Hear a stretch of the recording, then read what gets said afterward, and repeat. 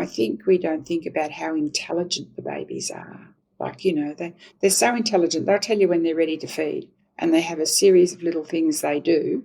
And if we watch that every single time, they're ready to go. So they're cues. I call them their cues. And they give the cues. And when they give the cues and the mother says, I've been watching that, I didn't really know. So why aren't we using that as prenatal information? We should be sharing the cues, what the baby does. The baby will tell you when it's had enough.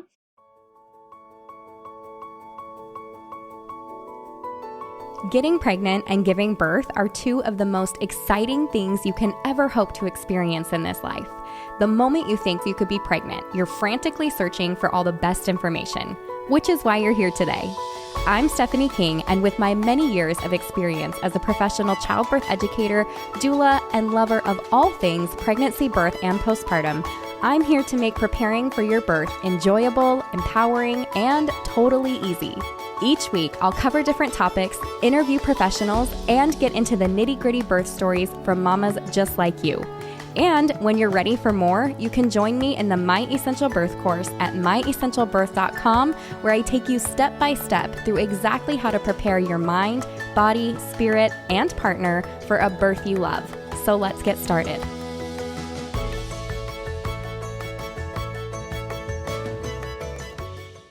Welcome back to the podcast. This week's reviewer of the week is LBG1188. She says, I feel so prepared and I'm not even pregnant yet. I love when you guys find this podcast and you're not even pregnant. That is so awesome for you to even be thinking about it.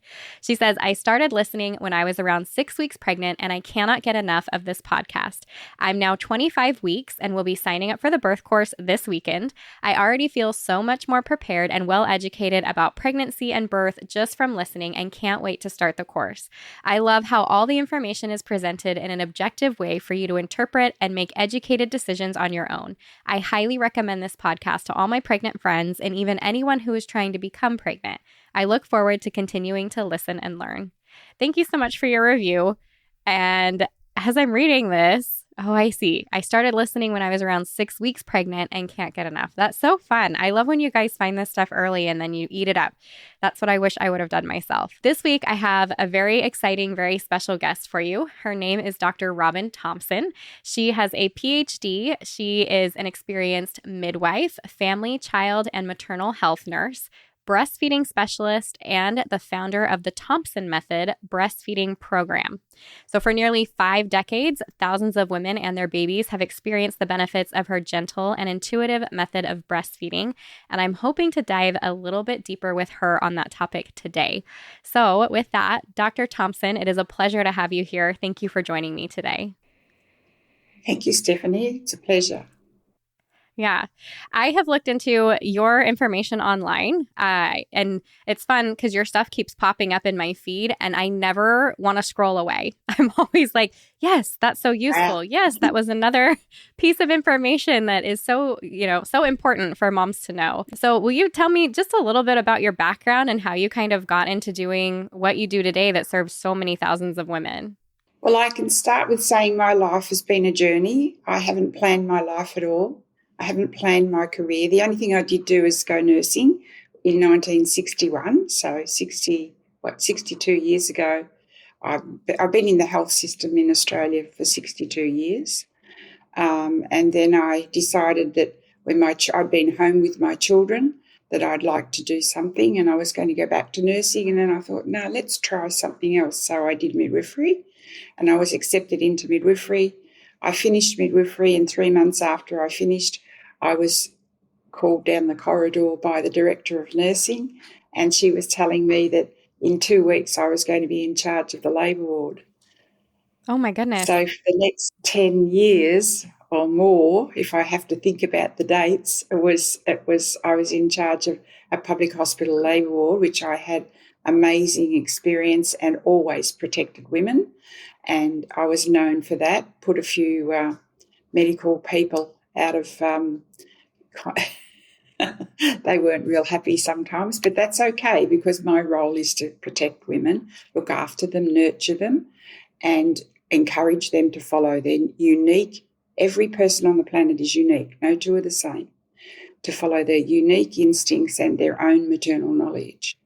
And lots of times we are coerced into things that we don't really need to do or we don't really want to do, except in cases where there is a genuine emergency. And that's when the senior obstetrician takes over, not the juniors.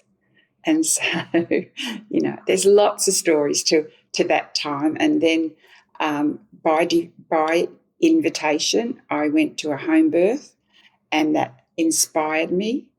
And I then continued on for 50 years with birthing at home with women. No, sorry, of that 50 years of midwifery, 25 of those were birthing at home with women. And it was such a pleasure to learn so much more from women. Women teach us so much if we have the time to listen and observe quietly and not invade their space and be beside them rather than dominant over them. And so I avoid all those things that place women in control as much as I possibly can. Of course, we have to look after the woman that needs special help. And that's without doubt, and the baby too. But most of the times I'm working with women. And then I actually was doing some work with the Maternal and Child Health Service, and I had kept long databases from my own private practice. And then I started using that database for my maternal and child health home visits and anybody I saw with breastfeeding through the Maternal and Child Health Service. And then I had a huge database. And then that became the basis of my PhD when I presented at a conference, and 3 very guru people in this country approached me to do a master's. After 1 year, I agreed. Took me a long time because I really didn't have that in my head. It was a journey. I didn't know that was coming. So I started the master's, and I got through 1 year. I achieved a whole year and ready to go into the next year when I was called up to the head office. That's scary too. And and informed that my master's had been converted to a PhD. They were so pleased with what I'd done. So then I worked for nigh on 5.5 years, nigh on 6 years with 3 of the guru professors of this country who guided me through becoming an academic. So I didn't plan anything. Nothing was planned. That's a really neat journey to listen to and to think that you kind of were able to make. I appreciate you sharing that. Yeah. It still surprises me now. I think, well, how did that happen? I think those are the best stories, though, where we feel like we're being guided along the way. That's really neat. I think that's very special. Yeah. Something that you do today. Yeah. And I'm grateful you're here. Anyways, I was unaware that you existed at all until recently. And then as I have looked further and further into your work, I'm like, you are such a blessing to the pregnant and birthing community.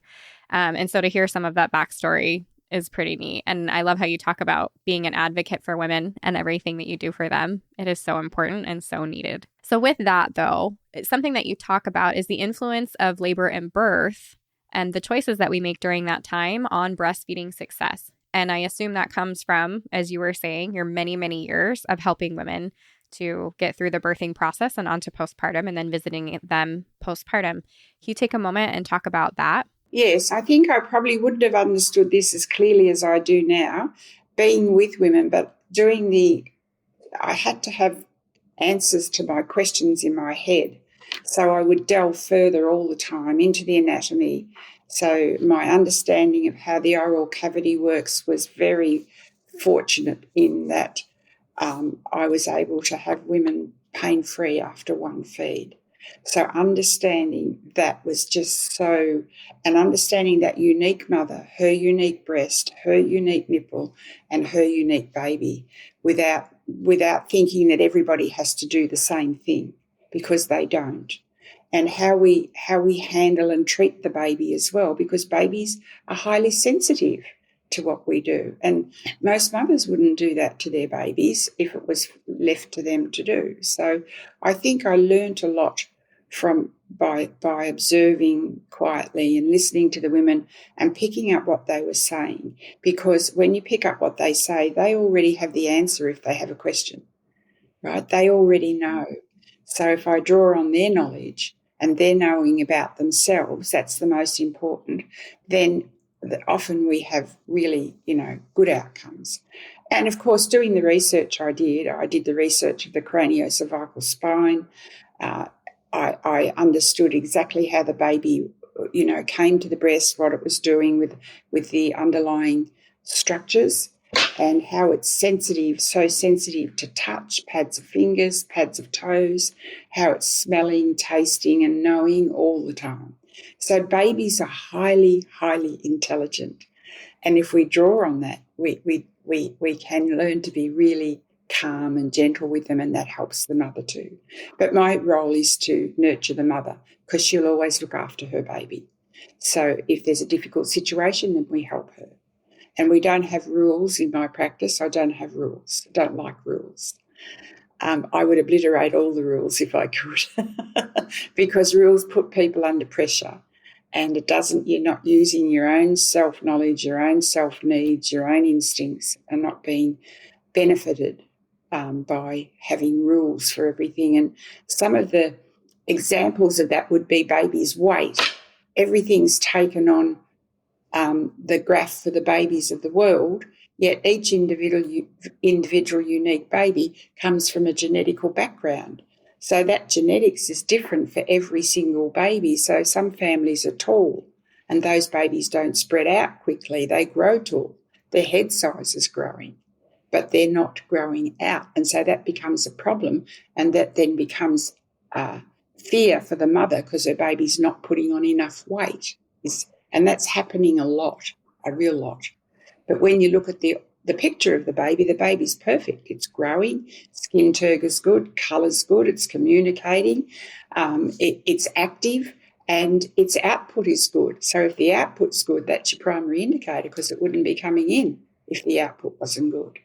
So I take that sort of approach with them to give it back to them and to let them think about it, because they'll tell me, well, I think my baby's fine, but there's a fear then, and we're calling it here now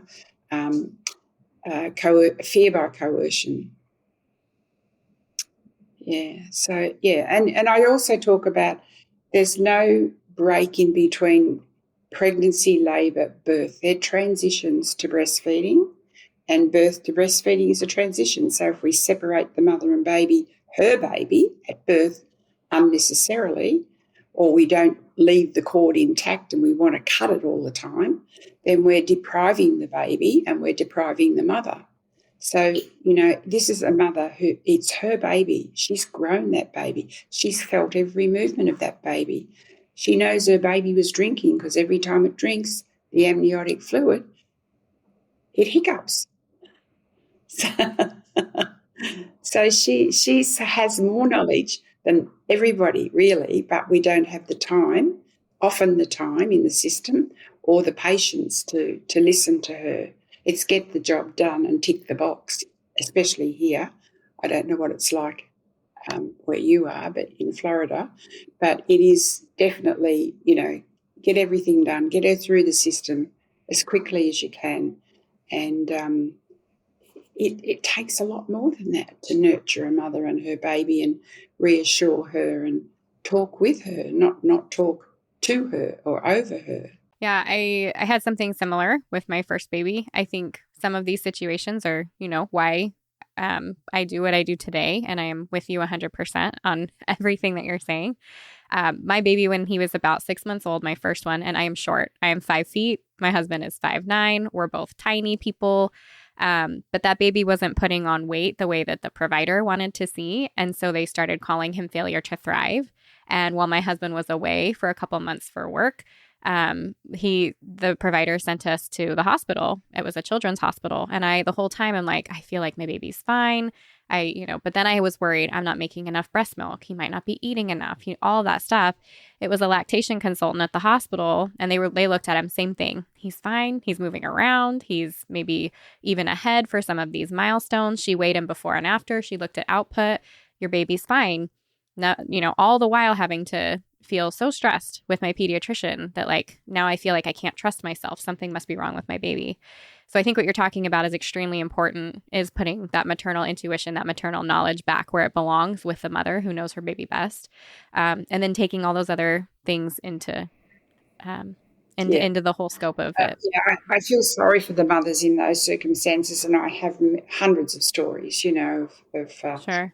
this. And a recent one was a paediatrician telling the mother the baby has to go on to cow's milk, and that baby's now covered in eczema, and she was breastfeeding beautifully. So I think we've got to take a step back, and we've got to learn the effects also of the opiates used in anaesthetics. Of course, if you have a general anaesthetic, you need to have pain relief. That's absolutely in order. But the number of women that have opiates that could have sterile water injections with no effect on the baby or themselves. But, we see the effect of the sleepy syndrome baby, and it takes much longer for the baby to connect and gather its energy and strength to coordinate breastfeeding. We see that all the time. And so we talk with women in pregnancy as much as possible about avoiding opioids.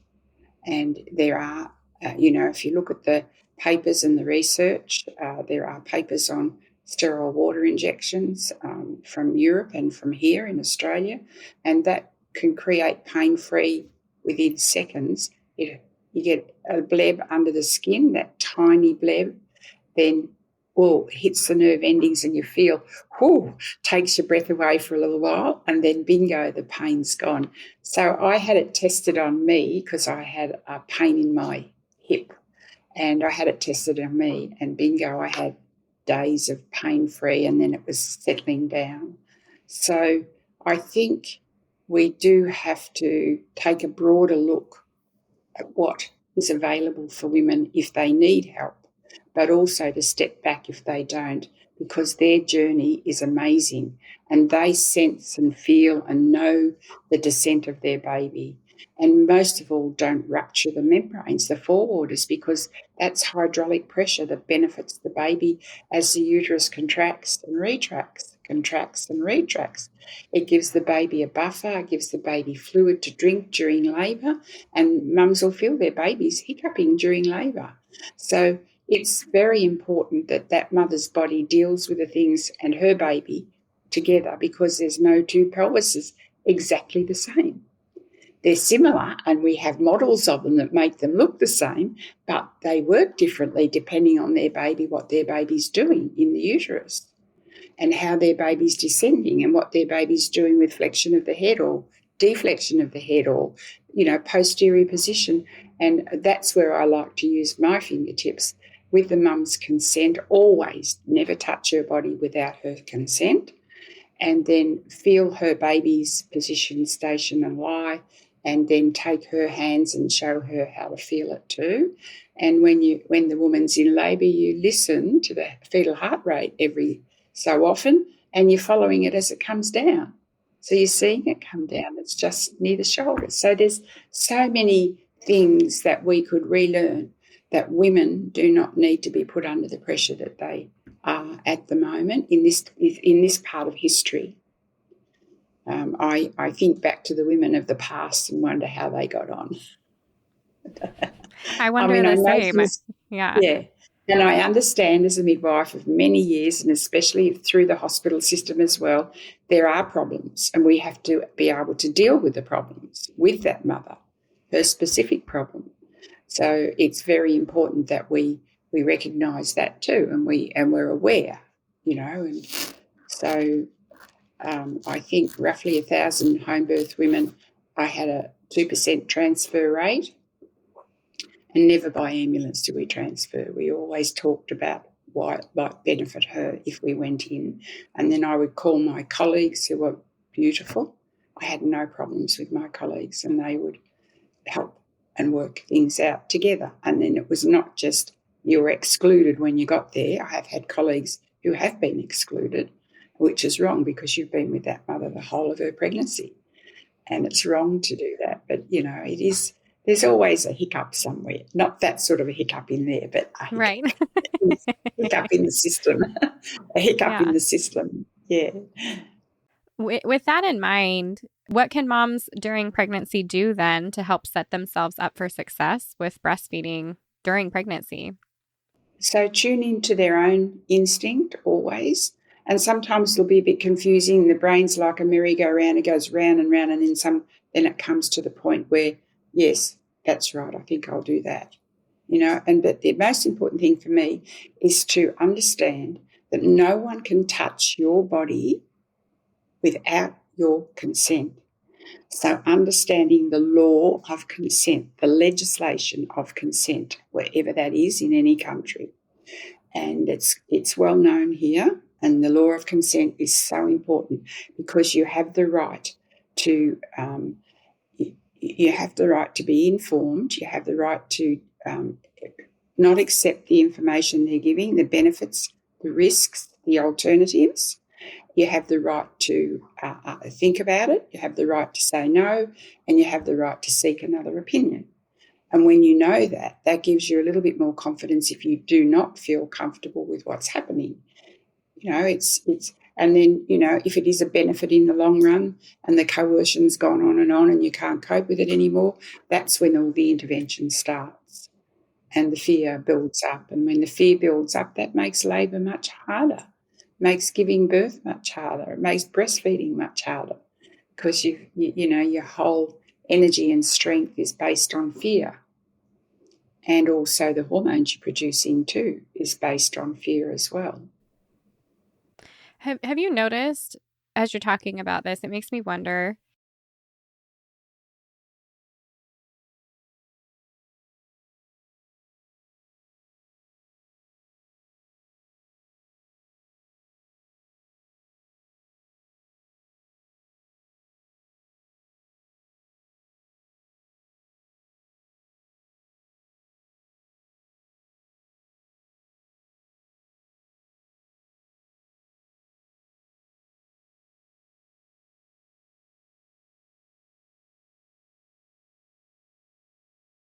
Yeah. Well, then that generally follows on to them being separated from their babies at birth. Or so now there's the big move for mothers to say, no, I want my baby with me. I don't want my baby taken when the APGAR score is 7 or above. So when you do the APGAR score on the baby, if it's 7 or above, the baby is with the mother. And if the baby is taken, they move things close to the mother so she can communicate with her baby, she can touch. And instead of the father going to the trolley where it's separated from the mother, we make the baby close to the mother so they can do what they need to do, so the mother's communicating with the baby. Can touch, that's really important too. yeah, Did that it's answer the always question? confused me. Yes. I feel like that should be common knowledge, or it just seems so natural that, like, of course, when a mom has a baby, it would stay with her.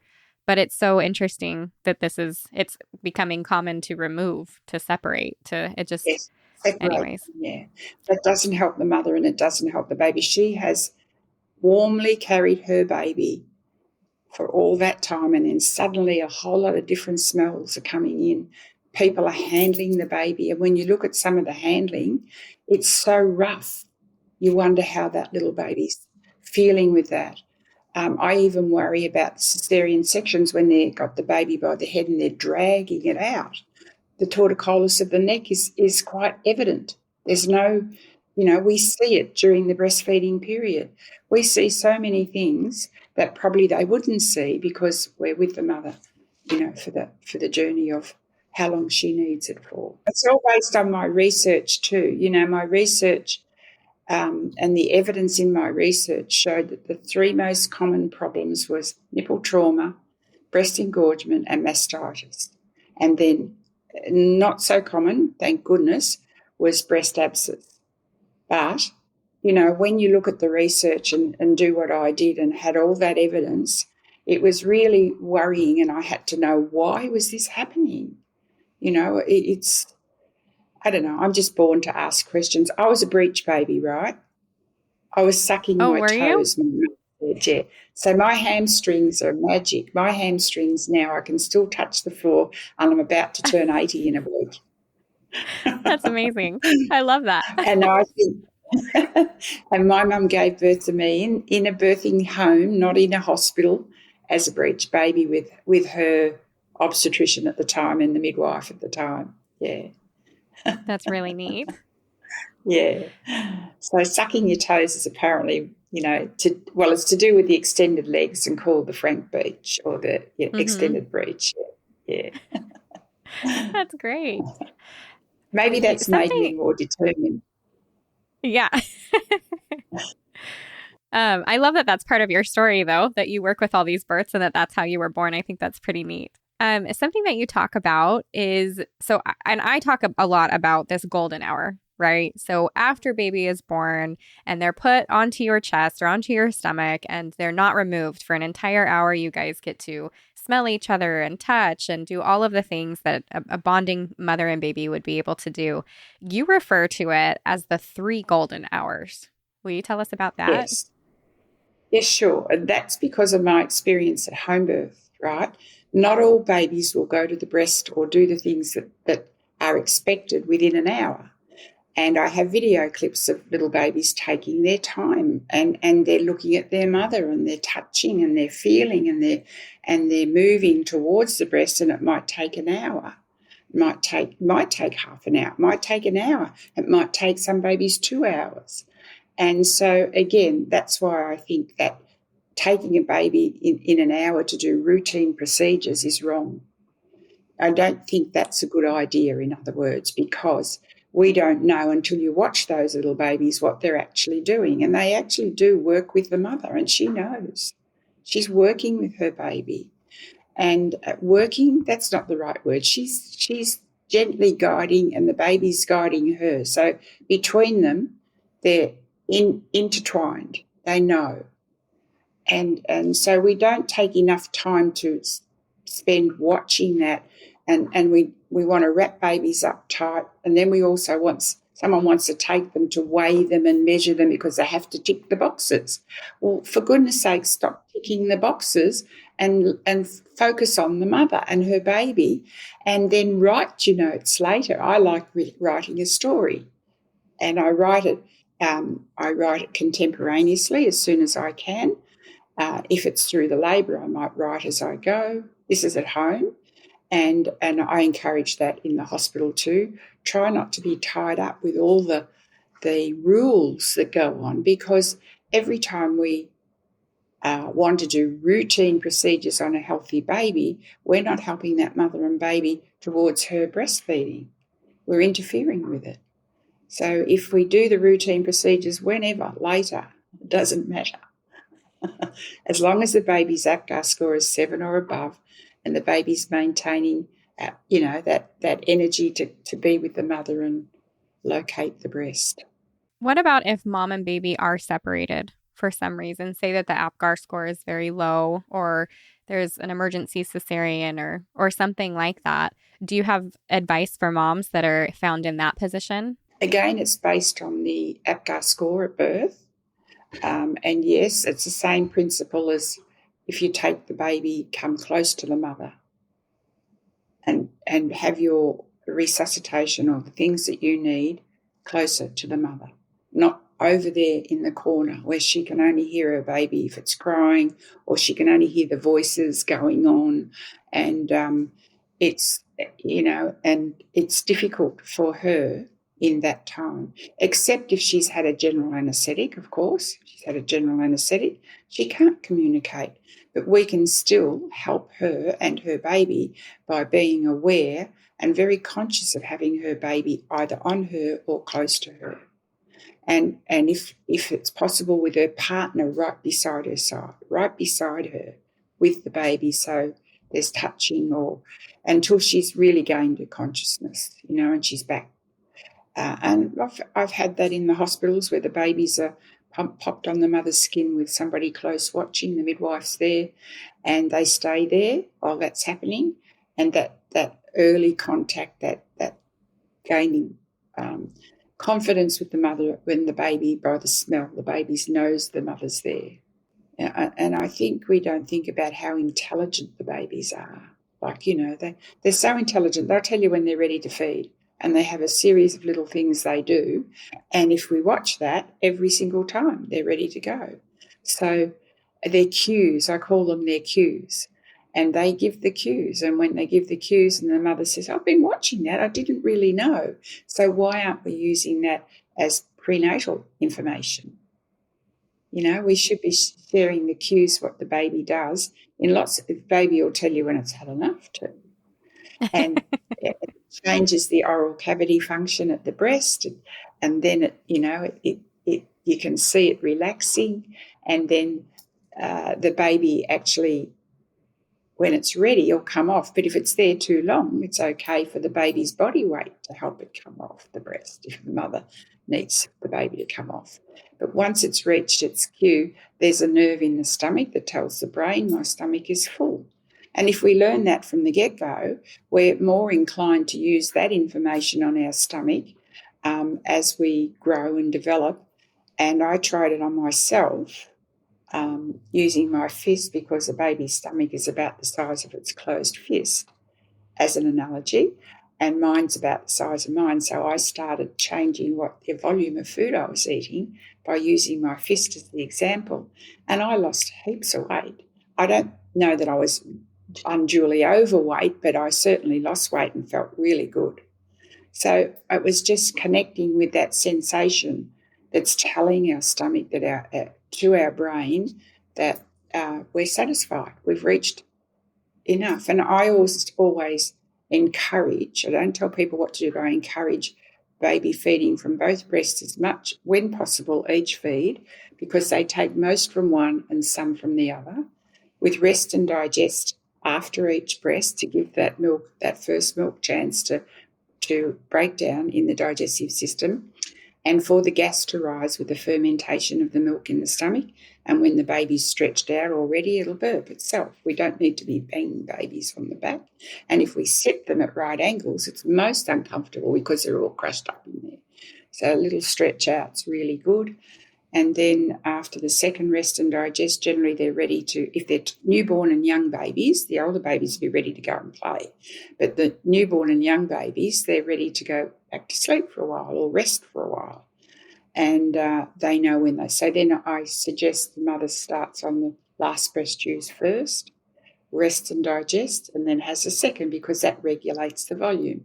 Takes most from this breast this time, and that balances the volume out. And there'll be times when the baby goes on a growth spurt and the baby plateaus, and the milk volume changes in that time. But it takes a little time for it to change, but it does change. And then people panic because they don't think they have enough milk. But it's actually regulating. And so watching what the baby does, how the baby swallows, the rhythm, and mothers will tell you they can hear the sound. And watching that helps you understand that the baby's swallowing. But and this is talking about breastfeeding. I simulate that with bottle feeding, because I believe mothers have a right to bottle feed, or there are reasons for it. But if we can keep the digestive system calm during that time, instead of gravity feeding full on, then the babies find it difficult to come back to the breast if that's what the mother wants, because they expect that feeling in their stomach all the time. Yes, there's a whole hundreds of things I could go through. And I think my favorite part of all of this is I'm like, you're a midwife. So for like the pregnancy, labor, birth stuff, but now you switched over to the breastfeeding as we're talking. And I'm like, you're like a midwife for breastfeeding, in the sense that it feels very natural. You're just trusting what mom already knows. Like, it's when I was thinking of like what my midwife did for me, or what I see midwives do for other people, it's like they just stand there. We're here if you need us. And I'm going to encourage you that what you're doing is great, because you already instinctively know. And as I'm listening to you and you're talking about how women know about their babies, and they like, we really do understand a lot, and everything that you're saying, I'm like, yes, that was true for me. Yes, that was true for me. And that's because it's these maternal instincts that we have that we're so often told to ignore or taught to ignore. And it kind of turns us away from, I don't know, just that natural instinct that we all have. Yeah.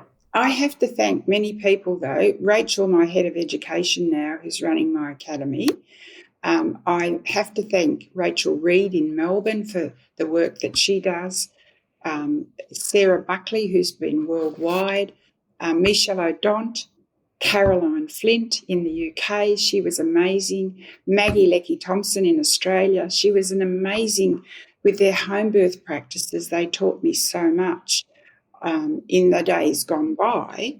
And, of course, they're not practising now as far as I know either. We're all getting a bit too old, that's why. And I used to travel long distances, so I'd be known as the travelling midwife. I actually flew to Japan for the home birth of my first grandson and had a beautiful home birth with my daughter-in-law. And I also, his Japanese grandmother flew to Melbourne for the birth of my second grandson. So the family were together at those beautiful births. So I was very, very fortunate with that.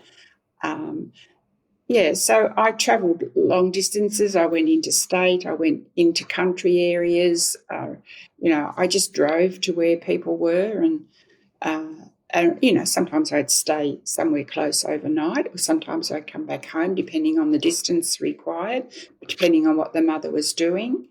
I've had 2 babies born before I got there.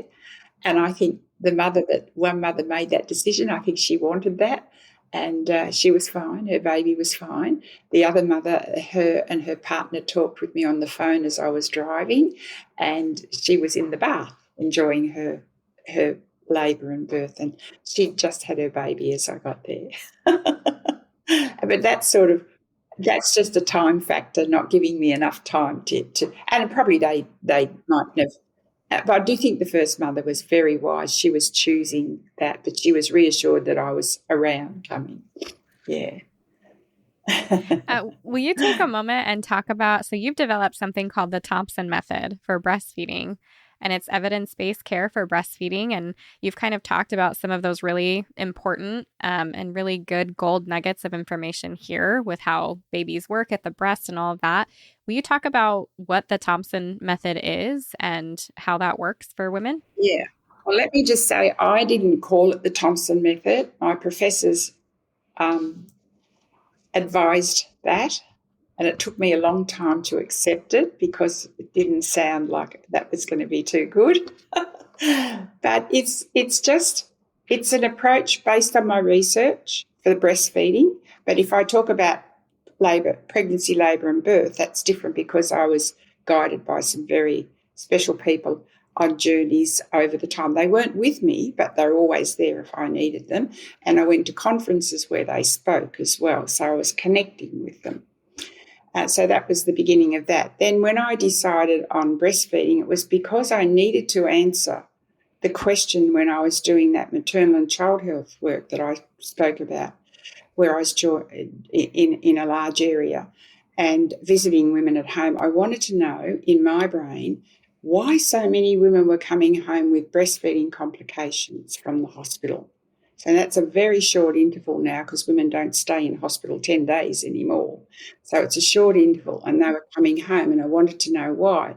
So I started to look at it, and that's how I started to begin to look at the anatomy, at the function, what was happening, why it was happening, how it was happening, how babies were being put to the breast where the mother wasn't actually doing it herself, how the prenatal education hadn't really prepared them for the baby to do the work, So again, the 3 golden hours came from that too, because of the time that when I really realised it's required for a mother and baby to do what they need to do. And the partners there often helping as well. They're just talking and, generally absolutely blown away with their new baby and in love. And that just, gives that time for those connections to take place. Now, I understand in the hospital system people become overwhelmed because there's not enough time, and I think that's, difficult, but I do think there's a move here in Australia now for more and more women beginning to go back to having their babies at home. There's been women telling their stories of what's happened to them, and that's led to a federal government investigation, and now that there's a move for more women to to have access to having home birth. So how did I – so I didn't really answer that, did I? I led up to it. So how did I – well, I had to look at how babies were feeding, what they were doing. I looked at the maternal breast and looked at each maternal breast individually, not saying they were all the same and they had to do this and they had to do that, and then worked with that mother based on what I was sitting beside her, not touching her baby. I didn't touch the baby. I don't believe that we should touch babies, and I don't believe we should be rubbing them and bouncing them around like I see too on some of the videos. So I sat quietly beside them and I would talk them through what I was seeing. And then, for example, one woman said to me, 3 months, and in my research, in my thesis, you'll see the photographs of her horrific trauma. And she said, oh, my God, she said, there's no pain. She said, it's sensitive, but there's no pain. And that little baby was feeding now over that horrendously damaged nipple. And it was so painful, but now she was reduced in pain. And then when they had their second baby, her husband rang me from the hospital and said, we're scared. And I said, it's okay, just do what you did before and I'll be available if you need me. So they rang me to say, it's all good. So again, I think prenatal time in the brain, you know, penetrating a mother's brain helps her begin to understand what she can do with her breast, her nipple, and how she chooses to feed her baby. And so is that the other thing I'm very – sorry. Go ahead. The other thing I'm very keen about is babies changing left and right brain. Left and right brain for sleeping and left and right brain for feeding. And that activates all of their survival skills. And that made me, when I was doing my thesis, look up the earthquake in Mexico when I think it was 10 or 12. Again, my memory's ageing, as you know. But the mothers died, only one survived. And the babies lived 10 days, all of them, without food, underground, while the diggers were getting them out. And they were using, I believe, without seeing it, but by what the diggers were saying, the sounds and everything that they were using their survival skills. And they were screaming, and then they were quiet, and I can see them, you know, really distressed, and they're using their Moro reflex, and then a big sound had come and they'd use their startle reflex. And, you know, the adrenaline rushes. And I just think if we understand we're developing left and right brain, when the baby changes sides, it's activating both sides. If we stay one side all the time, or we bottle feed one knee all the time, they're not as active with their brain, both sides, left and right brain. Again, that's my own theory. It's not a theory that I've followed anybody with, but it's my own theory after watching little babies for many, many years now. So can I ask what's involved with your specific method that you have online? I assume this is something it sounds like you believe is really important for women to utilize during pregnancy, and I assume that they can access after pregnancy as well, but having this knowledge going into before they go into postpartum and they're instantly, you know, put ready to breastfeed. In my program, there's a lot of videos showing it, but I talk about face-to-breast symmetry. I talk about the importance of the omentum, the chin. I talk about the importance of the tongue muscle. I've studied the tongue muscle and how it functions. It has 8 muscles, 4 intrinsic and 4 extrinsic. I talk about the genioglossus muscle, which lengthens the tongue. And I talk about how we're all born with no cartilage here. Our noses turn up. Our noses turn up perfectly designed to contour the maternal breast.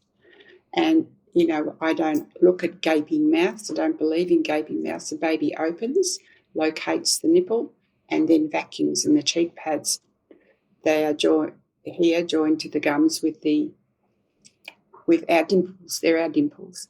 They're joined with the frenula, and the frenula under the tongue balances and helps lengthen the tongue as well. So I look at that. And then the lips, they just gently curl as the baby draws. They're curling, and then upper lip ends up just here, and you can see a groove either side where it's the baby's at that maternal breast, that unique maternal breast, not the same for everybody, but it's there as that mother feels comfortable. And there's a lot of other little things to do to when you're looking with the unique mother, it's not always the same. So they're minor, they're small things, not minor, they're small things. I have to learn my language because I have a module on language, changing language. It's one of my modules for the students that are doing the academy. I think, once we understand that and how important that is and how important each individual unique mother can even benefit more by fine-tuning, and I use a fine-tuning for that mother at that time. It's not the same for everybody, and how she's holding her baby is very important. And the craniocervical spine comes into that. We don't interfere with the small brain in the base of the skull behind the occipital bone. It's very important not to interfere with that because you see the baby's reacting to that. And it's the same. I called a specialist on whiplash, a world specialist on whiplash, because I could see the baby's reactions.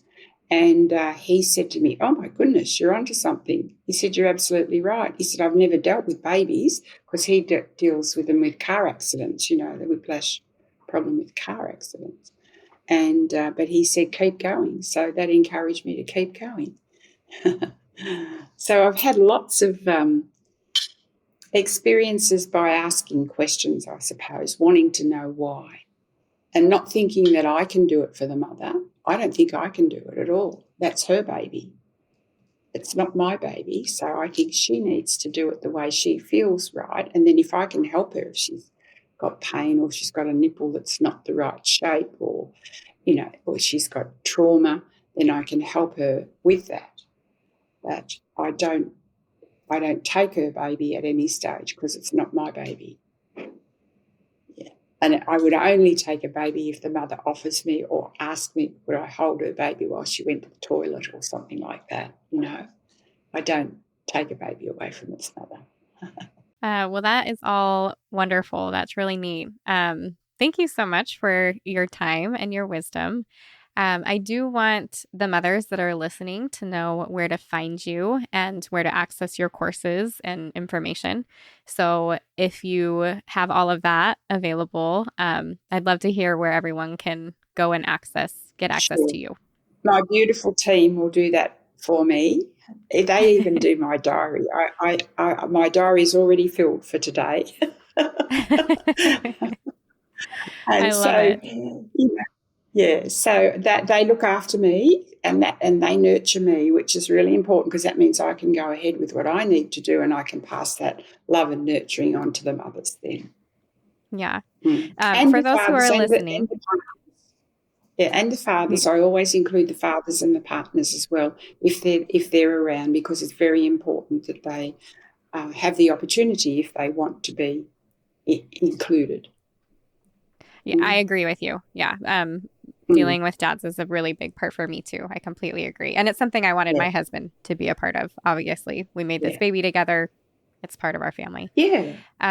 But for those who are listening, you can find Dr. Thompson. Her Instagram is the.thompson.method. And her website is thethompsonmethod.com. I will, of course, include all of this in the show notes, all of the links, all of your programs, all the information. And for those who are on the email list, you guys will get all of that in the email this week as well.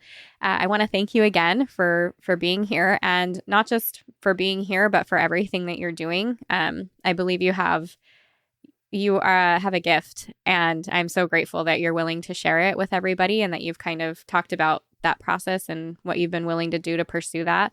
Even just the way that you've been called to this work. I feel extremely grateful to have had this conversation with you. So thank you so much for being here today. And Stephanie, I feel equally blessed that you've taken your time to spend some time with me. I really do. So thank you. If you loved what you heard today, the very best way to support this podcast and help other moms to find it is to leave a quick review. I read one at the beginning of the episodes, and I would love for yours to be next. And if you're ready for even more pregnancy, birth, and postpartum goodness, come join me in the My Essential Birth course at myessentialbirth.com, where I will hold your hand and walk you through pregnancy and birth step by step so you're totally prepared for a birth you'll love. See you next week.